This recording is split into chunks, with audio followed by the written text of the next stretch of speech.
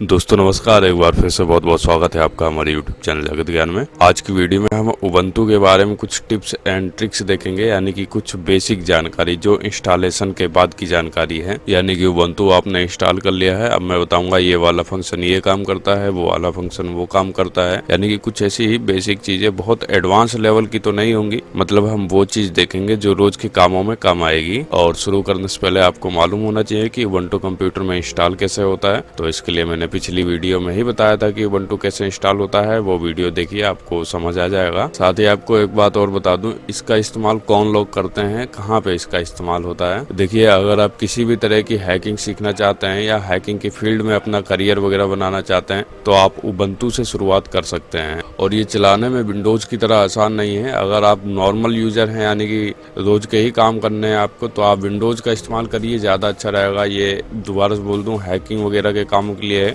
तो इसमें ज़्यादातर काम लिख के करने पड़ते हैं। यानी कि हमें कोई काम करना है तो वो कमांड लिखा और एंटर किया, फिर काम हुआ। ज़्यादा जानना है इसके बारे में तो हमारा पिछला उबंटू इंस्टॉलेशन वाला वीडियो देखिए, आपको सब समझ आ जाएगा। चलिए ज़्यादा देर नहीं करेंगे, शुरू करते हैं। सबसे पहले आप इसमें इंटरनेट कनेक्ट कर देंगे। मैंने वायर इंटरनेट कनेक्ट कर दिया है। आप वाईफाई वगैरह इस्तेमाल करते हैं तो उसे कनेक्ट कर दीजिए। ये देखिए साउंड के लिए है, ये नीचे ब्लूटूथ के लिए ऑप्शन दिया हुआ है। सेटिंग यानी कि आपका ये कंट्रोल पैनल है। ये लॉक लगाने के लिए है। ये पावर ऑफ के लिए कुछ ऑप्शन है। सस्पेंड से ऐसा हुआ कि आपके कंप्यूटर में कई सारे प्रोग्राम ओपन है और आपने कंप्यूटर सस्पेंड कर दिया। अब ये समझिए आपका कंप्यूटर बंद हो गया। आप कंप्यूटर 4 दिन बाद ओपन करें या 4 घंटे बाद ओपन करें, आपको आपके वो प्रोग्राम चालू ही मिलेंगे जो कंप्यूटर सस्पेंड होने से पहले चालू थे। और अब इस EN पे क्लिक किया, यहाँ से आप अपने लैंग्वेज वगैरह सेलेक्ट कर सकते हैं कीबोर्ड की। ये ट्रेस है, यानी कि ये आपका रिसाइकिल बिन है। कंप्यूटर में रिसाइकिल बिन बोलते थे, यानी कि विंडोज में। ये हमारा यूजर का फोल्डर है, जैसा कि विंडोज में होता है एक यूजर का फोल्डर। ये फायरफॉक्स है ब्राउजिंग वगैरह के लिए। ये थंडरबर्ड है मेल वगैरह भेजने के लिए। ये फाइल्स है, यानी कि माई कंप्यूटर जिसे विंडोज XP में बोलते थे। अदर लोकेशन में आएंगे तो यहाँ पे आपको आपके कंप्यूटर की जो पार्टीशन वगैरह हैं वो दिखेंगी। ये म्यूजिक के लिए है। और ये लिब्रे ऑफिस है, ये लगभग ऑफिस की तरह ही है। ये उबंटू सॉफ्टवेयर है, जैसे कि मोबाइल में प्ले स्टोर होता है। और ये क्वेश्चन मार्क हेल्प वगैरह के लिए है कि आपने अभी नया नया इंस्टॉल किया है, कुछ हेल्प चाहिए तो आप यहाँ से ले लें। और ये मेनू है, इस पर क्लिक करते ही आपके कंप्यूटर में जो भी ऐप्स हैं उनकी लिस्ट आएगी। जैसे कि फ्रीक्वेंट में वो लिस्ट है जो आपने अभी जल्दी में इस्तेमाल करे होंगे, बाकी आल में तो आल है ही है। अब हम इसे अपडेट करेंगे और अपडेट करने के लिए अपडेट का सर्वर सेलेक्ट करना होगा, यानी कि अपडेट ये कहाँ से होगा वो रास्ता, क्योंकि ये विंडोज़ तो है नहीं, इसको समय समय पे अपडेट करना पड़ता है। अपडेट ना करें तो इसमें दिक्कत आती है। मेनू पर क्लिक किया, टाइप में लिखिए सॉफ्टवेयर एंड अपडेट पे आएंगे। डाउनलोड फ्रॉम पे क्लिक किया, अदर बेस्ट सर्वर पे क्लिक करेंगे। कंप्लीट होने के बाद उस बेस्ट सर्वर का एड्रेस दिखाएगा जो आपकी लोकेशन पे अभी फास्ट है। अब चूज सर्वर पे क्लिक करिए। इसे ऑथेंटिकेट यानी कि परमिशन देने के लिए अपना पासवर्ड डालेंगे। क्लोज पे क्लिक करेंगे, रीलोड, कंप्यूटर एक बार रीस्टार्ट करेंगे और अपडेट के लिए पूछेगा तो अपडेट जरूर कर देंगे। अब अगली सेटिंग में हम कंप्यूटर के ड्राइवर इंस्टॉल या अपडेट करने के लिए देखेंगे। ये ड्राइवर क्या है, जैसे कि आपका माउस हो गया, ये हार्डवेयर है। और ये उबंटू जो ऑपरेटिंग सिस्टम यानी कि ये सॉफ्टवेयर है, इन दोनों के बीच में जो कनेक्शन बनाता है वो ड्राइवर होता है। इसके लिए दोबारा से मेनू पे आइए, यहाँ पे सर्च करिए एडिशनल ड्राइवर। हमें पहले नंबर पे मिल गया है तो यहीं से ओपन कर लेते हैं। अब ये सर्च कर रहा है आपके कंप्यूटर में जो हार्डवेयर लगे हैं उसके लिए बेस्ट ड्राइवर कौन से हैं। अगर इसे आपके कंप्यूटर के लिए ड्राइवर मिल जाएंगे तो यहाँ पे उसकी लिस्ट दिखाएगा। आप उन्हें सिलेक्ट करके यहाँ से अप्लाई कर सकते हैं, लेकिन उन ड्राइवर को मत छेड़िएगा जो ड्राइवर अभी काम कर रहे हैं। जैसे कि पेन ड्राइव काम कर रही है तो उसे नहीं छेड़ेंगे। और अगर डिस्प्ले का ड्राइवर काम कर रहा है, यानी कि डिस्प्ले की ब्राइटनेस कम हो रही है, ज्यादा हो रही है, सब कुछ ठीक ठाक है, तो डिस्प्ले का ड्राइवर भी नहीं छेड़ेंगे। वही चीज कॉन्फ़िगर करेंगे, यानी कि वही चीज सेट करेंगे जो काम नहीं कर रही है। तो मेरे कंप्यूटर में तो सब कुछ काम कर रहा है, इसलिए मैं अभी क्लोज कर देता हूँ। अब अगली सेटिंग में हम मिनिमाइज विंडो वाला ऑप्शन चालू करेंगे। ये मिनिमाइज वाला ऑप्शन क्या है, जैसे कि हमने ये फाइल्स खोल ली, फाइल्स क्या मान के चलो फायरफॉक्स ही खोल लिया, कोई भी एप्लीकेशन खोल लिया, तो अब हम चाहते हैं कि इसके ऊपर दोबारा क्लिक करने से ये गायब हो जाए। जैसे कि हमने यहाँ पे इसके आइकन पे क्लिक किया या फाइल के आइकन पे क्लिक किया तो इसे गायब हो जाना चाहिए, लेकिन ये गायब नहीं हो रहा है। गायब करने के लिए हमने ये माइनस वाले पे क्लिक किया तब गायब हुआ है। इसके लिए हमें एक छोटा सा सॉफ्टवेयर इंस्टॉल करना होगा इसमें। तो उबंटू सॉफ्टवेयर पे आ गए, सर्च पे क्लिक किया, यहाँ पर लिखिए DCONF, डीकॉन्फ एडिटर आएगा, इसके ऊपर क्लिक करेंगे। इंस्टॉल, परमिशन मांग रहा है यानी कि ऑथेंटिकेट, तो पासवर्ड डाल देंगे।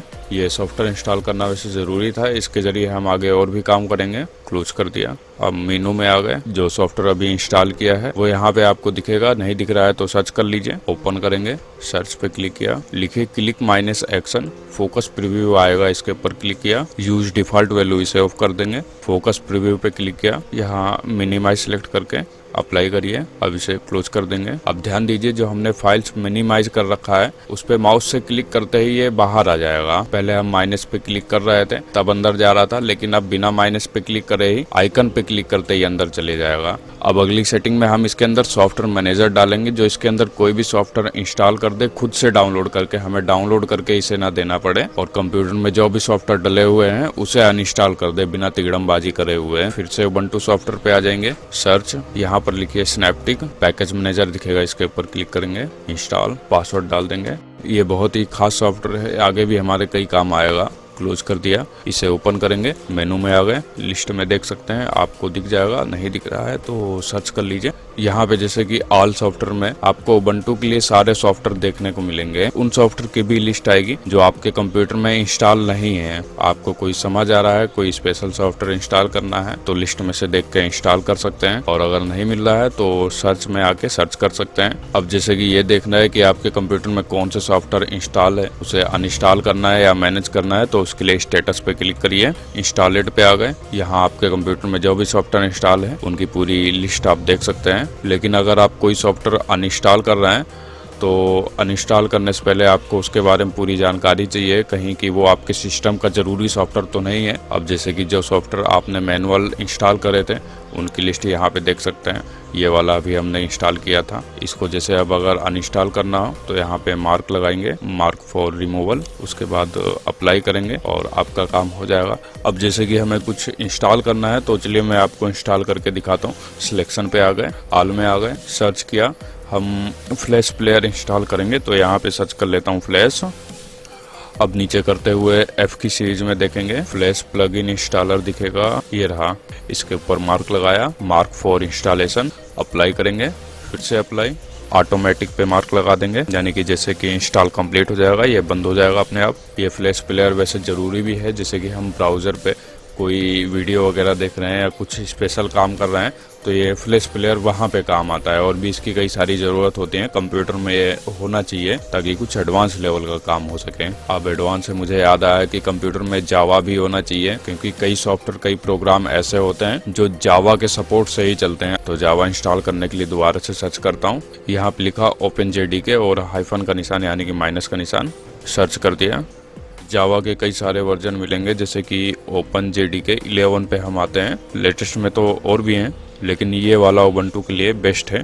तो इसके ऊपर हमने मार्क लगा दिया, मार्क फॉर इंस्टॉलेशन, अप्लाई किया, अप्लाई, ऑटोमेटिक पे मार्क पहले से ही लगा हुआ है तो लगा भी रहना चाहिए। अब हम इसे क्लोज कर देंगे। आपको कुछ चाहिए हो तो वो भी डाउनलोड कर लीजिए। दोबारा से सॉफ्टवेयर मैनेजर पे आएंगे, कुछ अलग से सॉफ्टवेयर डालेंगे कंप्यूटर के अंदर, जैसे कि फायरफॉक्स पड़ा हुआ है, हम चाहते हैं कि क्रोम ब्राउज़र डल जाए या क्रोमियम ब्राउज़र डल जाए, जो बिल्कुल क्रोम के जैसा ही चलता है, उसमें ज़्यादा मज़ा आता है ब्राउजिंग करने में। और यहाँ पे आपको कई सारी चीज़ें मिलेंगी, जैसे कि बुक्स एंड रेफरेंस में, एजुकेशन में, गेम में, कई सारी चीज़ें हैं। सबसे पहले हम क्रोमियम डाउनलोड करेंगे तो सर्च पे क्लिक किया, यहाँ पर लिखिए क्रोम, कुछ इस तरह से लिस्ट आ गई है। थोड़ा नीचे करेंगे, अभी हमें क्रोमियम दिखेगा, क्लिक किया इसके ऊपर, इंस्टॉल, इंस्टॉलेशन कंप्लीट होने के बाद यहाँ पे रिमूव लिखा हुआ आ जाएगा, इसका मतलब इंस्टॉल हो चुका है। अब आप इसे क्रॉस करके मेनू में आएंगे तो यहाँ पे आपको क्रोमियम दिख जाएगा, क्लोज कर देते हैं इसे।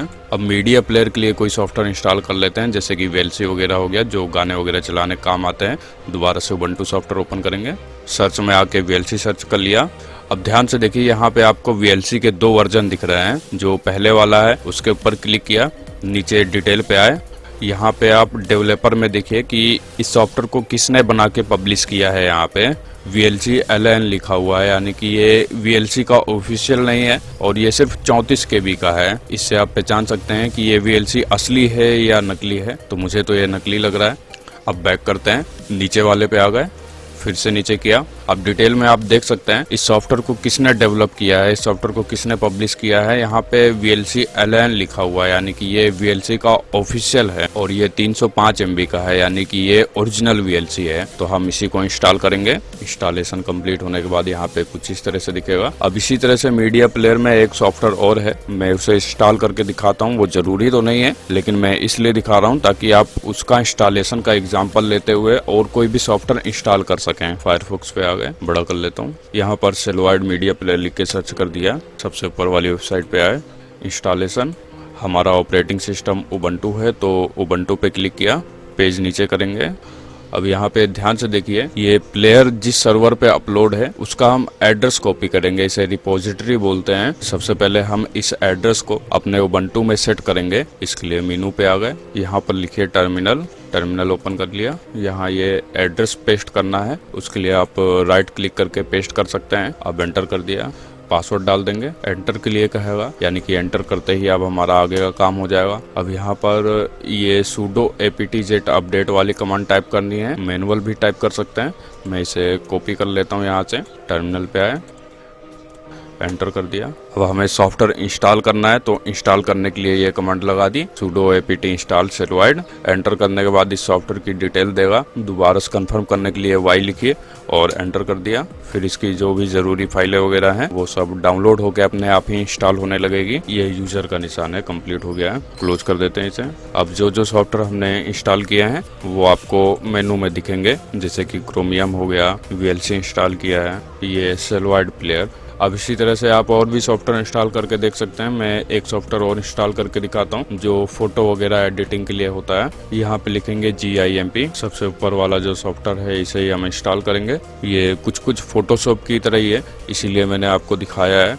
काफ़ी अच्छे फीचर हैं इसमें, लेकिन इसका साइज करीब 304 MB का है, जो कि मुझे लग रहा है डाउनलोडिंग में समय लगेगा, इसलिए मैं कैंसिल करके क्लोज कर देता हूँ। अब इसी तरह से जैसे कि मैं गेम के लिए एक सॉफ्टवेयर इंस्टॉल करना चाहता हूँ, स्टीम सर्च करेंगे, स्टीम इंस्टॉलर, इंस्टॉल। बाकी इसी तरह से आपको और भी कई सॉफ्टवेयर चाहिए तो वो यहाँ से आप इंस्टॉल कर सकते हैं। मैं इसे क्लोज कर देता हूँ। अब डेस्कटॉप पे ध्यान देते हैं, जैसे कि ये हेल्प वाला बॉक्स बना हुआ है, इसकी हमें जरूरत नहीं पड़ती है, तो इसे रिमूव करने के लिए इसके ऊपर राइट क्लिक करिए, रिमूव।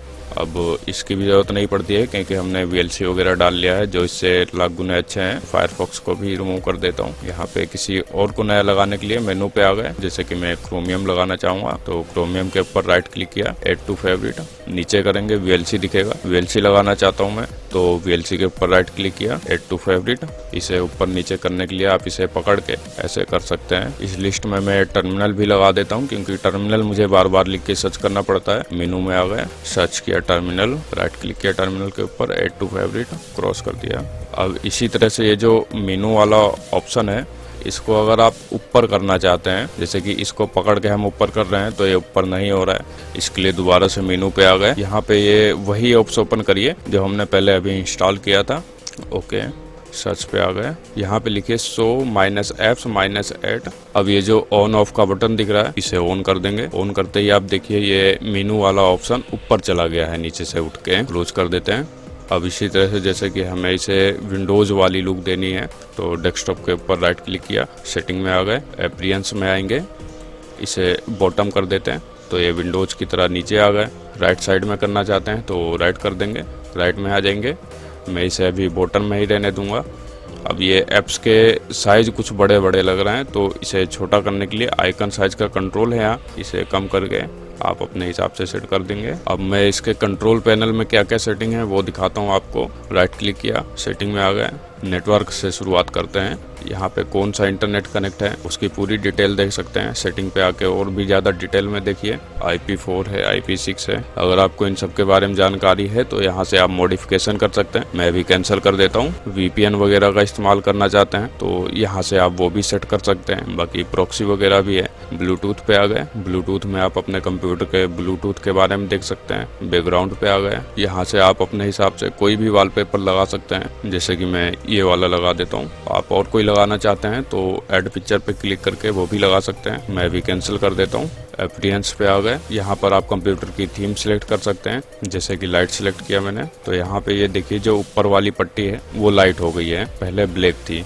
डार्क सेलेक्ट करूंगा तो ये जो पीछे का बैकग्राउंड है ये भी डार्क हो जाएगा। मैं अभी स्टैंडर्ड ही सिलेक्ट कर लेता हूँ। बाकी ये बॉटम के बारे में तो मैंने आपको बताया था। नोटिफिकेशन पे आ गए। यहाँ पर आप पूरा नोटिफिकेशन पे कंट्रोल पा सकते हैं, जैसे कि डू नॉट डिस्टर्ब लगा देंगे तो इसका मतलब तो आप जानते ही हैं कोई भी नोटिफिकेशन नहीं आएगा। लॉक स्क्रीन पे नोटिफिकेशन चाहिए या नहीं चाहिए उसके लिए भी आप इसे ऑन ऑफ कर सकते हैं। अब अलग से जैसे कि कुछ एक्स्ट्रा सेटिंग करनी है और भी नीचे करके कोई भी लिस्ट देख सकते हैं। जैसे कि मुझे फाइल का नहीं चाहिए तो फाइल के ऊपर क्लिक किया, यहाँ पे आप पूरा कंट्रोल सेट कर सकते हैं, क्लोज कर देंगे। अब इसी तरह से जैसे सर्च पे आ गए तो सर्च में भी आप अपने हिसाब से सेटिंग कर सकते हैं। एप्लीकेशन पे आ गए तो यहाँ पे जो जो एप्लीकेशन आपकी डाउनलोड है उनकी लिस्ट दिख जाएगी और उन पे किस तरह का कंट्रोल आप कर सकते हैं। बैक आ जाता हूँ, वो यहाँ पे पूरा A to Z डिटेल दिया हुआ है कि ये आपका कैमरा यूज करेंगे या प्रिंट डॉक्यूमेंट यूज करेंगे या नहीं, सब कुछ है। प्राइवेसी पे आ गए, लोकेशन पे आ गए। लोकेशन मैंने पहले ही ऑफ कर दिया था, ऑन होती तो इस तरह से दिखता, लेकिन लोकेशन ऑफ होना चाहिए। इसके अलावा भी प्राइवेसी में और भी सेटिंग है, वो आप चेक कर सकते हैं। अब ऑनलाइन अकाउंट में आ गए, जैसे आप मोबाइल में अपना गूगल अकाउंट वगैरह ऐड करते हैं, माइक्रोसॉफ्ट वगैरह अकाउंट ऐड करते हैं और भी कई जगह अकाउंट ऐड करते हैं, तो इसमें भी वही फीचर है। शेयरिंग में देखते हैं शेयरिंग में क्या क्या चीज़ है। यहाँ पर आप अपने कंप्यूटर का नाम चेंज कर सकते हैं। कंप्यूटर का नाम क्या चीज़ है मैं दिखा देता हूँ आपको। जैसे कि ये टर्मिनल ओपन किया, नीचे कर लेता हूँ इसे। यहाँ देखिए जगत ज्ञान वर्चुअल मशीन, यानी कि ये मेरा कंप्यूटर का नाम है इस समय।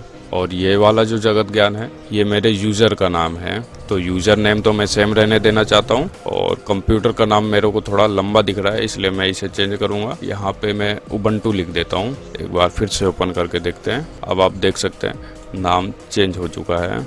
साउंड में देखते हैं क्या चीज़ है। यहाँ पे भी पूरा साउंड का कंट्रोल दिया हुआ है। सिस्टम का वॉल्यूम बढ़ा देता हूँ, सिस्टम का नोटिफिकेशन वॉल्यूम भी बढ़ा देता हूँ। आउटपुट चेक कर सकते हैं लेफ्ट राइट कैसा काम कर रहा है, क्लोज कर दिया। नीचे करेंगे अलर्ट साउंड में चेक कर सकते हैं क्या चीज़ है। पावर सेटिंग में आ जाएंगे। यहाँ पे जैसे कि अभी मेरे को ब्लूटूथ की ज़रूरत नहीं है तो ब्लूटूथ बंद कर देता हूँ, इससे मेरे लैपटॉप की कुछ पावर सेविंग होगी। बात लैपटॉप की नहीं है, बात कंप्यूटर की भी है। मतलब ये है जिस चीज़ की ज़रूरत है वही इस्तेमाल करिए, इससे कंप्यूटर का परफॉर्मेंस और बढ़ेगा। और स्क्रीन मेरी हर 5 मिनट में बंद हो जा रही है तो मैं इसका टाइम बढ़ा के 15 मिनट कर देता हूँ। आप नेवर भी कर सकते हैं, यानी कि स्क्रीन बंद ना हो आपकी। बाकी ये सस्पेंड क्या होता है मैंने आपको शुरू में बता ही दिया था। अब डिस्प्ले में आ जाएंगे। यहाँ पे सबसे पहला जो बेहतरीन ऑप्शन मेरे को नजर आया वो है नाइट लाइट का। नाइट लाइट इसलिए है जैसे कि यानी कि स्क्रीन थोड़ी धुंधली सी हो जाती है, उसमें पीलापन सा आ जाता है तो वो आंखों में चुभती नहीं है, ये वही सेटिंग है। इसे मैं ऑन कर देता हूँ। इसे कम ज़्यादा कर सकते हैं और इसका टाइम वगैरह सेट कर सकते हैं। डिस्प्ले पे आ जाते हैं। यहाँ पर आप सेट कर सकते हैं कि डिस्प्ले ऊपर रहेगी या नीचे रहेगी। इसी तरह से रेजुलेशन पे आके देख सकते हैं। रेजुलेशन वो है जो आपकी स्क्रीन का साइज है, तो मेरे केस में तो जो मैंने रेजुलेशन सेट कर रखा है वो बेस्ट है। आपको सही नहीं लग रहा है तो आप और भी सेट करके देख सकते हैं। इसी तरह से माउस एंड टच पैड में आ गए। यहाँ पे भी लगभग वैसी सेटिंग है जो हमारे विंडोज वाले में होती थी। माउस की स्पीड कम ज्यादा कर सकते हैं। थोड़ा और नीचे करते हैं और देखते हैं क्या क्या चीज़ है। कीबोर्ड शॉर्टकट में आ गए। यहाँ पर आप देख सकते हैं कौन सा शॉर्टकट बटन दबाने से क्या ओपन हो रहा है, पूरी डिटेल दी हुई है। बाकी कुछ अपने हिसाब से आप डिसेबल एनेबल करना चाहते हैं तो उसको क्लिक करके सेट कर सकते हैं, या कुछ नया ऐड करना है तो सबसे नीचे आए प्लस पे क्लिक किया, जो भी करना है वो कर सकते हैं। कैंसिल कर देता हूँ। प्रिंटर्स में आ गए। यहाँ पर आप प्रिंटर वगैरह की सेटिंग कर सकते हैं, जैसे कि ऐड प्रिंटर पे क्लिक किया। यहाँ पर इसने उबंटू का डिफॉल्ट प्रिंटर सर्च कर लिया है। अगर आप अपना कुछ अलग से प्रिंटर ऐड करना चाहते हैं तो उसे पहले कनेक्ट कर दीजिए, उसके बाद ऐड ए प्रिंटर पे क्लिक करेंगे तो वो यहाँ पे दिख जाएगा। एग्जाम्पल के लिए जैसे कि मेरे को इसी को ऐड करना है तो सिलेक्ट करके ऐड किया। बाकी अगर नहीं हो रहा है तो आप प्रिंटर का ड्राइवर इंस्टॉल करिए, मैनुअल हो जाएगा। फिर भी कोई दिक्कत लग रही है प्रिंटर वगैरह ऐड करने में तो आप गूगल तो है ही है, उस पर सर्च करके देख सकते हैं। अब इसी तरह से रिमूवल मीडिया पे आ गए, उस पर भी आप कंट्रोल कर सकते हैं। कलर्स में आ गए। कलर्स में भी कुछ थोड़ी बहुत सेटिंग दी हुई है। रीजन एंड लैंग्वेज पे आ गए। यहाँ पे आप अपने कंप्यूटर की भाषा चेंज कर सकते हैं। अगर आप चाहें तो हिंदी में सेट कर सकते हैं या और भी कई भाषा मिलेंगी उसमें कर सकते हैं। और उसके साथ साथ कीबोर्ड की लैंग्वेज चेंज करनी है, जैसे कि कीबोर्ड इंग्लिश में टाइप कर रहा है तो और भी कई चीज़ हैं यहाँ पे आप देख सकते हैं आराम से। अब यूनिवर्सल एक्सेस में देखते हैं क्या चीज़ है। यहाँ पर कुछ एक्स्ट्रा फंक्शन वगैरह हैं, जैसे कि आप हाई कंट्रास्ट रखना चाहते हैं तो ऑन करते ही आप देख सकते हैं सब कुछ कैसा नज़र आने लग गया है। ऑफ कर देता हूँ, काफ़ी अजीब सा लग रहा है मेरे को। तो लार्ज टेक्स्ट करेंगे तो ये सब जो लिखा हुआ है बड़ा हो जाएगा। बंद कर देता हूँ। बाकी और भी कई सारी चीजें हैं, आप आराम से देखते रहिएगा, डरिएगा मत कि कंप्यूटर गड़बड़ हो जाएगा। कंप्यूटर वगैरह कुछ ऐसी चीज है कि जितना छेड़ोगे उतना ही ज्यादा सीखोगे। अपने यहाँ पे लोग डरा देते हैं कि भाई इसको मत छेड़ना, खराब हो जाएगा, बाहर जाओगे, ये हो जाएगा, पैसे ले लेंगे, ऐसा है वैसा है। इंटरनेट का जमाना है, आप खुद ही सही कर सकते हैं। अब यूजर में देखते हैं क्या चीज है। यहाँ पर आप अपने यूजर का नाम चेंज कर सकते हैं, जैसे कि मैंने आपको पहले बताया था। टर्मिनल खोल के ये देख सकते हैं, ये जो जगत ज्ञान है ये मेरे यूजर का नाम है। बदलना है तो आप इस पे क्लिक करके बदल सकते हैं। और जैसे कि ये पिक्चर बदलनी है, पिक्चर में बस खाली जे बना हुआ है, मैं चाहता हूँ लोगो लगा दूं, तो आप यहाँ से कोई पसंद आए तो वो भी कर सकते हैं। अब अगर इनमें से कोई नहीं समझ आ रही है, सिलेक्ट पे क्लिक करके आपके कंप्यूटर में कोई डली हो पहले से, उसे सिलेक्ट कर सकते हैं। और पासवर्ड पे क्लिक करके आप पासवर्ड चेंज कर सकते हैं। कैंसिल कर देता हूँ। अकाउंट एक्टिविटी में आप देख सकते हैं आपका कंप्यूटर कब कब यूज किया गया है। साथ ही इसमें जैसे कि कोई नया यूजर ऐड करना है तो अनलॉक पे क्लिक करिए, पासवर्ड डाल दिया, नया यूजर ऐड करने का ऑप्शन आ जाएगा। ऐड यूजर पे क्लिक करके आप अपने हिसाब से सेट कर सकते हैं। आप चाहे तो नए यूजर को एडमिनिस्टर बना दें या स्टैंडर्ड में रहने दें। स्टैंडर्ड में यूजर के पास जो है पावर कम होगी, एडमिनिस्टर का मतलब वो मालिक हो जाएगा आपके कंप्यूटर का। मैं कैंसिल कर देता हूँ। डिफॉल्ट एप्लीकेशन में आ जाते हैं। यहाँ पे देखिए जो वेब ब्राउजर है वो अभी डिफॉल्ट में फायरफॉक्स सिलेक्ट है। मैं भी क्रोम ब्राउजर सेलेक्ट कर लेता हूँ। म्यूजिक के लिए मैं VLC सिलेक्ट कर लेता हूँ। वीडियो के लिए भी VLC सिलेक्ट कर लेता हूँ। बाकी और भी हैं वो आप अपने हिसाब से सिलेक्ट कर सकते हैं। डेट एंड टाइम पे आ जाते हैं। यहाँ पर टाइम ऑटोमेटिक सिलेक्ट है, जो कि ठीक है। अगर गड़बड़ लग रहा है तो आप इसे बंद करके अपने हिसाब से सेट कर सकते हैं। मैं अभी इसे ऑटोमेटिक ही कर देता हूँ। टाइम फॉर्मेट में 24 सिलेक्ट है तो मैं AM PM सिलेक्ट कर लेता हूँ, क्योंकि मुझे थोड़ा कंफ्यूजन होता है कि 12 बजते हैं, 14 बजने लगते हैं फिर। और इसी तरह से सबसे लास्ट में जो अबाउट है, इसमें आप कंप्यूटर की डिटेल देख सकते हैं। मैं इसे क्लोज कर देता हूँ, कुछ अलग करके दिखाता हूँ। अब हम कंप्यूटर की स्वैपनेस यूजेस को कम करेंगे। स्वैपनेस क्या है, यानी कि स्वैप क्या है? ये कंप्यूटर का वो स्पेस है जो आपकी कंप्यूटर की रैम को भरने के बाद इस्तेमाल किया जाता है। जैसे कि एग्जांपल, आपके कंप्यूटर में 2 GB रैम है, आपने कंप्यूटर में काम करते करते 2 GB की रैम भर दी, इसके बाद कंप्यूटर अचानक से बंद ना हो जाए, कोई एरर ना आ जाए, इसलिए एक स्वैप एरिया होता है आपकी ही हार्ड डिस्क में। तो हम इसका इस्तेमाल थोड़ा कम करने के लिए कंप्यूटर को बोल देंगे कि इसका इस्तेमाल थोड़ा कम किया करो। वो इसलिए क्योंकि ऐसा होता है कि जैसे कि हमने VLC खोल लिया और इसके अलावा हमने ये उबंटू सॉफ्टवेयर भी खोल रखा है। अब हम लगातार आधे घंटे से उबंटू सॉफ्टवेयर का इस्तेमाल करे जा रहे हैं, लेकिन VLC का इस्तेमाल कर नहीं रहे हैं। तो कंप्यूटर क्या करेगा, VLC का जो डाटा रैम में पड़ा हुआ था उसको उठा के स्वैपिनेस में डाल देगा, यानी कि इसका डाटा उठा के वो आपकी हार्ड डिस्क में डाल देगा। इससे क्या होगा, जैसे कि हम आधे घंटे काम करने के बाद अचानक से हम अगर VLC ओपन करेंगे तो VLC थोड़ा स्लो सा खुलेगा। आपने नोटिस किया होगा कंप्यूटर में कई सारी चीज चलाते रहो तो जो सबसे पहले चला रहे थे या जिसको अभी काफी समय से ओपन नहीं किया है, उसको अचानक से ओपन करो तो वो थोड़ा सुस्ती फैलाने लगता है। तो वो इसीलिए होता है कि वो आपकी रैम से उठ के आपकी हार्ड डिस्क में चला जाता है। और हाँ, इस चीज का इस्तेमाल आप तभी करिए जब आपके कंप्यूटर में 4 GB से रैम ज्यादा हो, कम से कम 4 GB तो होनी चाहिए। इसके लिए हमने टर्मिनल ओपन किया, ये कमांड टाइप कर दीजिए, वैसे मैं ये डिस्क्रिप्शन में भी दे दूंगा। अब एंटर किया, इससे ये पता चल जाएगा कि अभी की जो स्वैपनेस वैल्यू है कंप्यूटर में वो कितनी है। तो यहाँ पे आप देख सकते हैं जो नंबर आया निकल के वो है 60, जो कि उबंटू की डिफॉल्ट वैल्यू है। इसको हम मॉडिफाई करेंगे, यानी कि कम करेंगे। इसके लिए ये कमांड टाइप करके एंटर कर देंगे। ये सभी कमांड जो टाइप कर रहा हूँ वो सब आपको डिस्क्रिप्शन में मिलेगी। सबसे नीचे माउस कर्सर लाके एंटर किया, यहाँ पे लिखिए vm.swapness = 10, सेव कर देंगे, क्रॉस। कुछ इस तरह से ये लिखा हुआ आ जाएगा, यानी कि हमारा काम लोहा हो गया है। अब इसे क्लोज कर देंगे। कंप्यूटर को एक बार रीस्टार्ट करेंगे, दोबारा टर्मिनल ओपन किया, स्वैप यूजेज चेक करने वाली कमांड टाइप करके एंटर कर देंगे।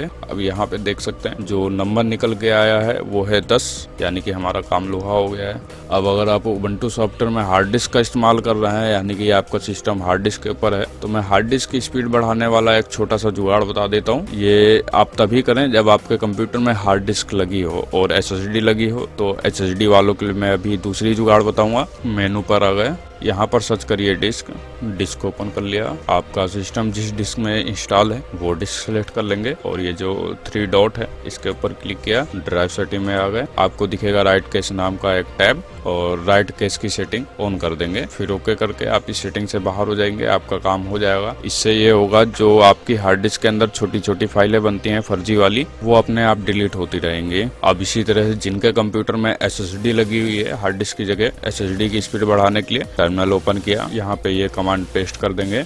पासवर्ड के लिए पूछेगा, पासवर्ड डाल देंगे। यहाँ पे ध्यान से देखिए एरर रीमाउंट लिखा होगा, यहाँ पे लिख देंगे नो टाइम। ध्यान से देख लें, जो डिस्क्रिप्शन में है वही लिखेंगे सेम टू सेम। अब सेव कर दीजिए रोज। फिर से वही वार्निंग वाला मैसेज आ गया, यानी कि हमारा काम लोहा। अब कंप्यूटर को एक बार रीस्टार्ट करेंगे, जो सब सेटिंग करी है हमने वो अप्लाई हो जाएगी। बस यहीं पे इजाजत चाहूंगा आपसे। कैसा लगा ये वीडियो? कोई समस्या है, कोई विचार है तो आप हमें कमेंट करके बता सकते हैं। और देखिए जरा, इस तरह के वीडियो बनाने में काफी मेहनत लग जाती है, काफी समय लग जाता है, तो सब्सक्राइब नहीं किया है तो सब्सक्राइब तो जरूर कर लीजिए। साथ ही बहुत बहुत धन्यवाद ये वीडियो आखिरी तक देखने के लिए। चलते हैं, मिलेंगे अगली वीडियो में, तब तक के लिए ध्यान रखिए अपना।